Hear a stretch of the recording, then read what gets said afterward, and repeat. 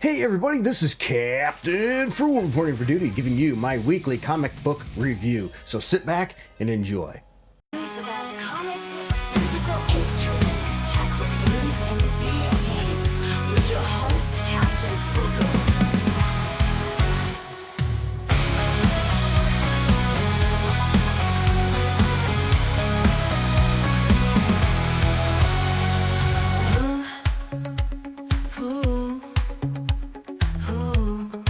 Welcome back, comic book fans, and welcome back to the channel. Every week, a flood of comics hits the shelves, and it can be tough to decide what to pick up. But don't worry, that's what I'm here for. We're about to dive in to this week's releases to crown one book the comic of the week. Will it be an epic superhero showdown, a mind-bending indie darling, or maybe a hilarious new series that everyone has been talking about? I've read a stack of them, and I've got some strong opinions. So stick around to the very end to see which comic earned the top spot and why you absolutely need to add it to your collection. Feel free to drop your own picks in the comments below. I'd love to see what you're reading. So, let's get into it. And don't forget to like and subscribe for more comic book reviews every week. Welcome back, everybody, to the virtual comic shop where we have comic book discussions about comic books and all things comic related. So let's start with today something interesting. Recently, there's been a lot of information about a pirate comic book site that has been taken down, or at least not available. A lot of the word is that it's been taken down. So what are my thoughts? I've been asked about that by some people, and I have mixed thoughts. But one, I believe in supporting things that you're interested in so that they keep coming. But then again, I have other issues too with pricing. Comic books today are so expensive. It's not like you can go to a comic shop and just pick up things. So I see a benefit of these sites where you can check out something rather than throwing $3.99 on a single issue for entertainment. Let's be honest, it's around 15 minutes. And then we're going to probably put it in a pile somewhere.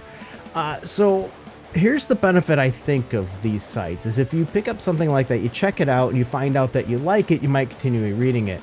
This is also going to give you more opportunity to check out things you wouldn't have. I mean, maybe it's a comic book you wouldn't have put $3.99 on to try out. For example, I'll admit I used the sites to check out Nightwing originally because Nightwing's not a book I would have spent $3.99 on or whatever it was.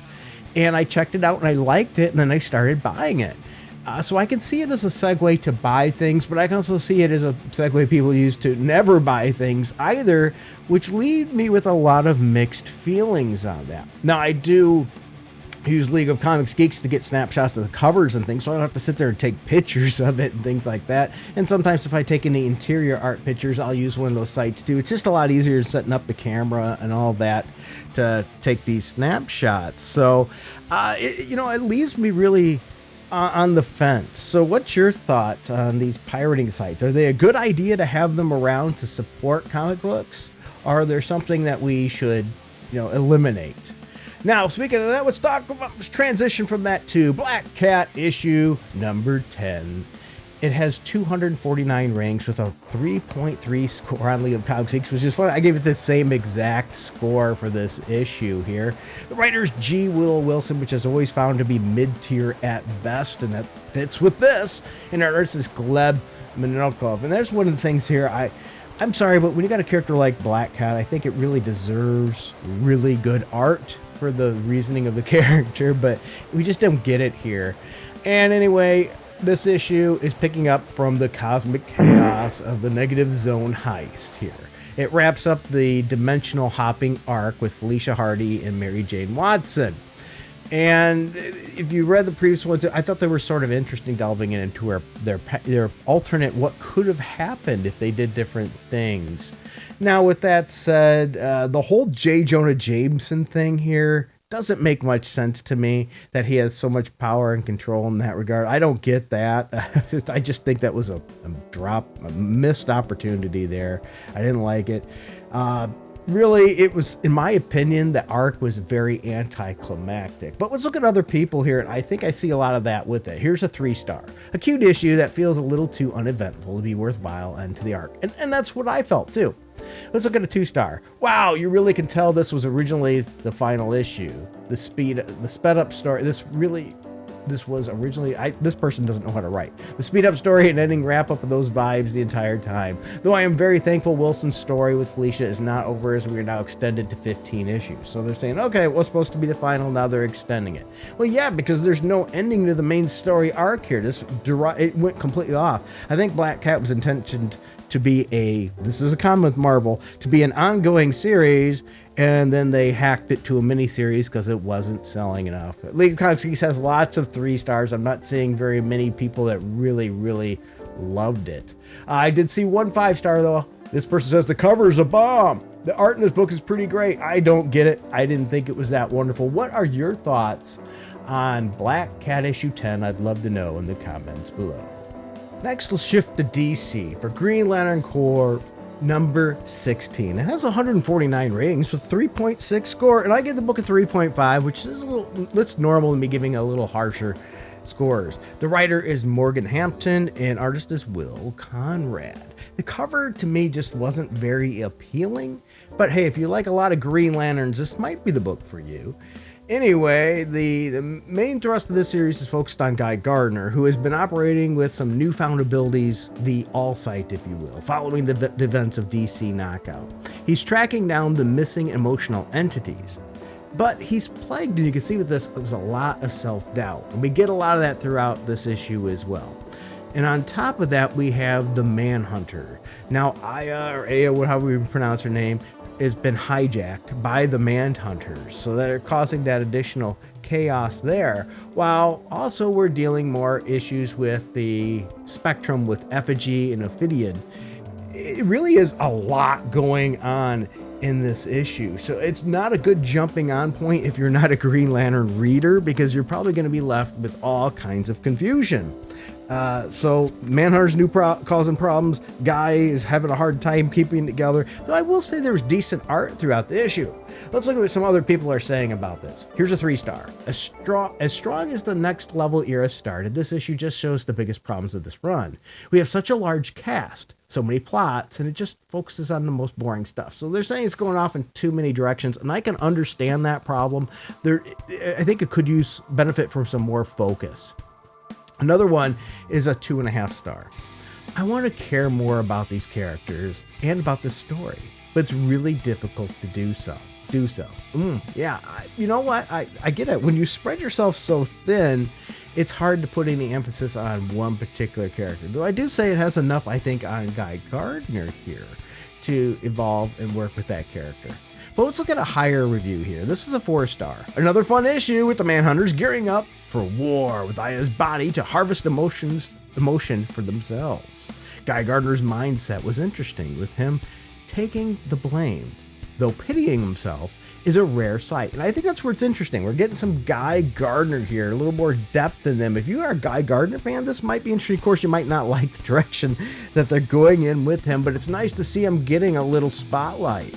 So there's my thoughts and some other ones. What are your thoughts on this Green Lantern Corps number 16? Let's try comic book from IDW next. G.I. Joe, A Real American Hero, issue 328. This book only had 38 ratings, but it had a 4.1 score. I'm telling you, this is a book people are sleeping on. I will say G.I. Joe, just like any other series, this has its ups and downs. I think it went a little too far in the mind control stuff for a long time, got a little boring there. And it's diving into it a little bit here again, but in an interesting way. I think this is a book more people need to give a chance. I gave the book a 3.7, so not as high as they did, but very strong. Larry Hama is the writer. Artist is Andrew Kroenke, which, once again, I butchered probably. Good art in this issue. There's good action as well. And the plot here continues to develop, though, for some impact from the past stories of information about Snake Eyes. It's going to impact them, Dawn and Sean. And I think that's a really interesting thing that's going on here with that. That even though I'm not a big fan of all the mind control, as I just said earlier, it went too deep, I think this is an interesting plot that's going to delve in and get deeper here. See, this issue reveals a massive retroactive secret that during the original interrogation of Snake Eyes, Cobra's original mad scientist, Dr. Venom. He used his infamous Brainwave Scanner to implant a psychological Easter egg, if you will. It looks like it's going to be a sleeper trigger within Snake Eyes' mind. Now you go, well, how does that impact these other characters you talked about? Well, you got to remember that these characters derive from Snake Eyes, right? So that's going to be an interesting thing. So because Dawn shares those memories, for example, and because of the resurrected Snake Eyes' his current status, both of them are now essentially ticking time bombs. So neither the rest of the team will know what's going to cause that. And at the end, too, Dr. Mindbender gets noticed that something's going on here. So he's picking up on that. So we have all of that going on, which is, I think, a really interesting thing. Now, I will say there's some criticisms here. Some continuity-heavy readers have pointed out the inconsistencies here regarding how Dawn's origin and the transfer of Snake Eyes memories are framed here compared to previous IDW runs. But that's an issue, too, because G.I. Joe's had some different runs. But he sort of, in a way, eliminated a lot of those that went off the norm. So it is interesting, but if you like some fast-paced comics, and this one I think is going to be diving into an interesting story, it might be for you. Now, I will say there's some really good retailer exclusive covers of this as well, with Snake Eyes, Scarlet, and Lady J that you might want to check out.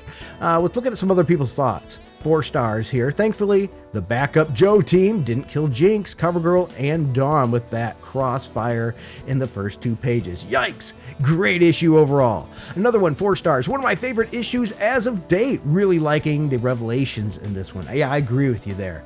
Another one, 4.5 stars. Great issue. Okay, another one, 4 stars. Intriguing new details about Dawn and Snake Eyes. There was not a bad review listed here. So I'm recommending, even if you're not a diehard G.I. Joe fan, you might want to be checking out this series. I think you're missing something. If you did, share your thoughts in the comments below. Now let's go to an Image comic book, Transformers issue 32, a series that I've been really enjoying. It has 481 ratings with a 3.7 score, and I give it a 3.8, so slightly higher. I will say I really like the cover of this issue. I thought it was good. There's some okay open order covers as well, if you're interested. It's just seeing Shockwave there with his head blown off looks pretty cool, and I enjoyed it. Well, this is following the massive shakeup where Optimus Prime decided to let go of the matrix of leadership to Lita 1. We also get more story in Cybertron as well. So we're shifting away from Earth in this issue to the brutal ongoing war in Cybertron. And our Autobots get ambushed, and boy, do they get their butts kicked. I mean, they're taking a beating. But the core of this issue centers around Elita's tactical struggles versus her raw power, where her strategy leaves the Autobots on the back foot. I mean, they are taking what appears to be some heavy losses here. She unleashes the power of the Matrix in a new aggressive way that we've never seen before. So I thought it was pretty cool. Now with that said too, we get Ultra Magnus stepping up, getting over some of the issues he's been dealing with, versing Shockwave. That's pretty cool. The Autobots, as they get their butts kicked. But I do think the art took a step back. The art could be better. But it is an action-packed fun issue. With that said, I'm going to look at a couple other people's reviews here. We have a 4-star. Says, I enjoyed this issue quite a bit. It's straightforward and mostly a battle, but who doesn't like an epic battle on Cybertron? You know, I think if the series has been having a good balance, you get a lot of talk and story building one issue, and then a lot of fighting on the next, so you never really know what you're going to get. Let's look at a 4.5 star. I actually kind of like this. I don't care what anyone says. I love the art. It's so expressive and made the issue more eventful. I think that would be the word. It's just really bothering me how obviously the cameos are crammed into our throats. Okay. You know, different people like different art styles. I'd like to know what your thoughts are on art styles, but let's look at this 3-star.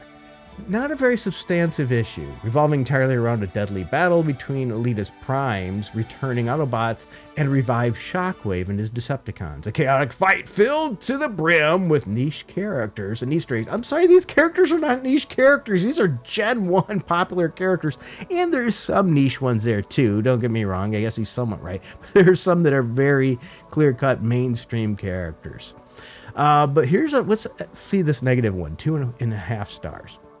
Another issue and a new story arc, and Kurtman drops the ball again. Once again, he has to have a battle that has way too many characters. I'm going to disagree there. It's a battle with a lot of characters in a war. What do you expect? I'm going to disagree with that one, but let's end this on a 4-star. Short but fun read, definitely not the best issue, but I still enjoyed myself. You know what? I think that's a great summary of this issue. If you checked it out, let me know what your thoughts are. I'd love to hear them in the comments below. Next, let's check out Captain America issue number 11 from Marvel Comics with 658 ratings, 4.2, very positive score. I have to say, this is, I think, the highest number of reviews I've been seeing of Captain America, so people are starting to pick up Captain America, which is good. I'm a huge Captain America fan. This is Legacy issue, by the way, 782. Good job, Cap. Now, I did not give this book as high of a score. I gave it a 3.8. The cover is okay. There's some alternate covers that are okay as well, and I think that's overall just what I get from this issue. Chip Zdarsky's the writer. Artist is Valerio Schiti. I know people are going to pick on me for that. This issue serves as a turning point in Marvel's current trajectory because it's acting as a catalyst for the upcoming summer crossover event, Avengers Armageddon. And the core of this issue revolves around Steve Rogers as he's trying to protect a highly classified, sought-after asset. The major reveal is, if you read last issues, the secret weapon is a teenage clone of none other than Victor Von Doom.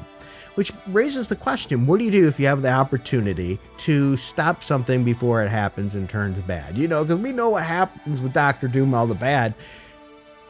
If we stopped it now, would it be worth it, or would that be unfair, right? It's sort of that classic thing with Hitler. You know, if we could go back in time and eliminate Hitler, would we do it as a child, or would it be wrong?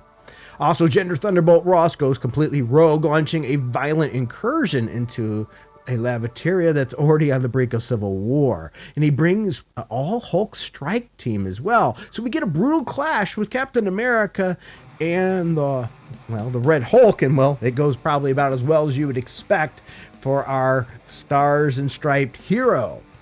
But let's look at what other people think about this issue, shall we? Let's see here. We got a 3.5 stars. Zdarsky mostly sticks to landing with the ending of this arc. However, the story may have done the equivalent of spraining an ankle. If you read this issue, you're going to see, boy, Cap takes a bad one on this. He does not look good on this. Not good at all. Let's look at another one, 4 stars. A real good ending for the arc, albeit a bit predictable. We knew a couple of things from Armageddon, and the future solicits being Steven, well, down below in the fire pits. With Doom, kind of spoiled the twist for me. I hope I didn't spoil it for you. Yeah, they give the impression that Cap dies here, and he ends up in hell with Dr. Doom, but we'll see what that really turns out to be. It's a Marvel twist, most definitely. It should be interesting to see. Decent art at best. I think it could have been better. That ending twist, though, was quite a bit of surprise. I'm interested to see what's going to happen next. What are your thoughts on Captain America? I would love to see them. Now, we're almost to the comic book of the week. We're getting close. This one was a strong contender, and that was The Fury of Firestorm, number 2. This book is doing well. I think it's showing people want some Firestorm here because it has 945 ratings with a 4.4 score on League of Comic Geeks. So it means there wasn't a big drop-off from issue 1. The cover's pretty cool, too, and there's some alternate covers that are pretty interesting as well. The writer is Jeff Lemire and the artist is Rafael Del Latour. And, well, this is an interesting take on the character of Firestorm. It's giving us something new here. With issue 1 setting up a chaotic, terrifying modern-day scenario where the Firestorm Matrix has seemingly gained its own malicious sentience and has wiped out a whole town, issue 2 is actually going to take a step back. This issue, I think, is more for, we hook people in with issue 1. Issue 2 is telling people about the character of Firestorm so they have an understanding of them, because he's not a A-list character, so not as many people know the character as well. Now, I followed him a bit. I can't say I've read every issue he's had, but I followed him a bit so I know the general stuff about him. But this would be a great intro for people that don't know anything about Firestorm. The issue is heavily focused on Ronnie's past and uses his inner monologue to tell us. And it paints him as, well, he's just an average guy with some feelings of loneliness. He's dealing with self-esteem issues and inadequacy and dealing with an absent father. And we see a tweaked version as well as how he met Professor Martin Stein.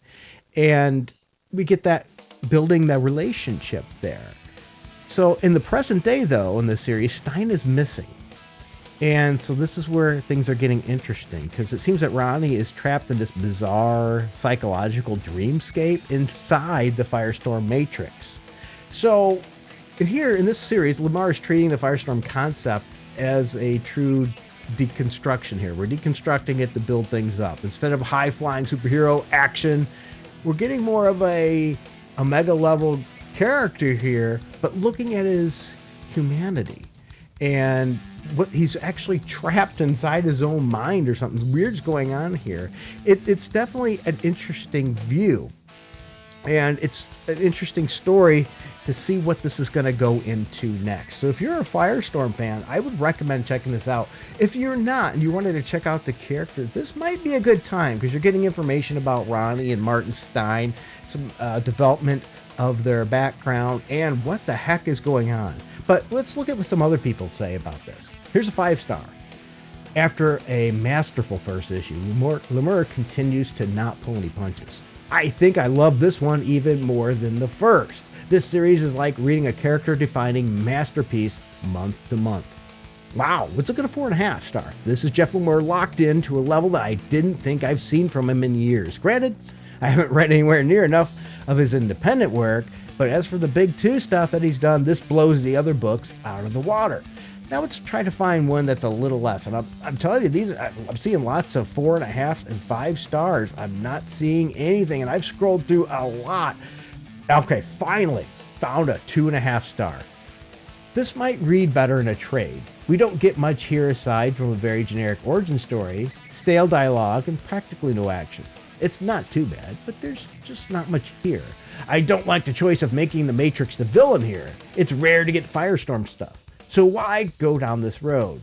Okay, well, here's the thing. I think this is going to do better for new readers, possibly. If you said, well, I already know this, which I did too, I get it where you might have thought that, hey, I've seen all this before. But I think there's a point to this, crafting the characters, what's going on for any new readers. Otherwise, they wouldn't have a clue.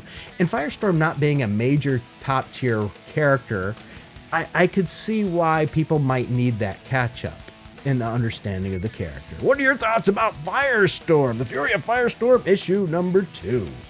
Now, finally, we're going to talk about my comic book of the week, which, believe it or not, was Iron Man. I couldn't have said that for a long time. Years Iron Man's been bad.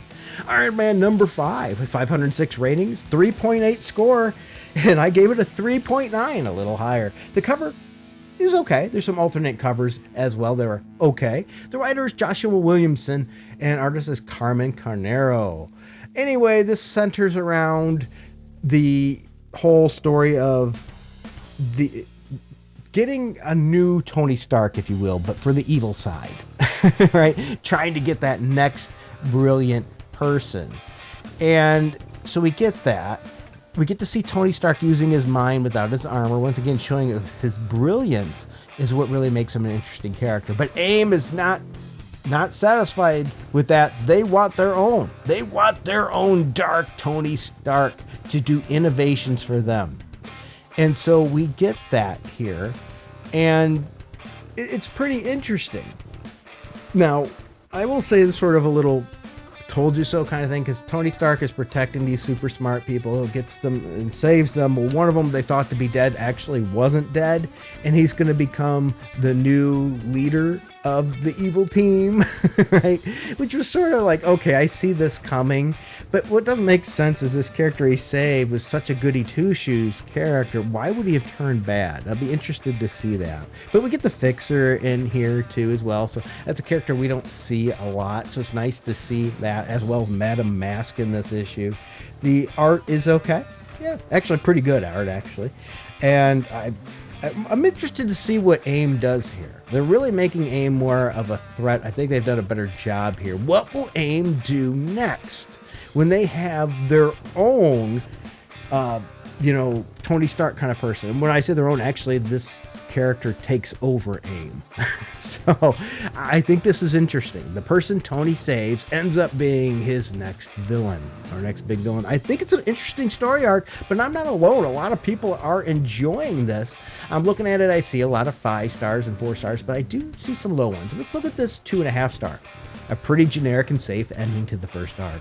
Nothing all that interesting happens here for Tony, and I don't really feel the lesson here was one that he needed to learn. Yeah, because he goes, I need to team. I mean, Tony's known he needed to work with a team for a long time. He's worked with Avengers and everything, but now Tony gets his own think tank, if you will. He's getting these other geniuses to help him. Here's a 2 star. At this point, I just want alcoholic womanizer Tony back.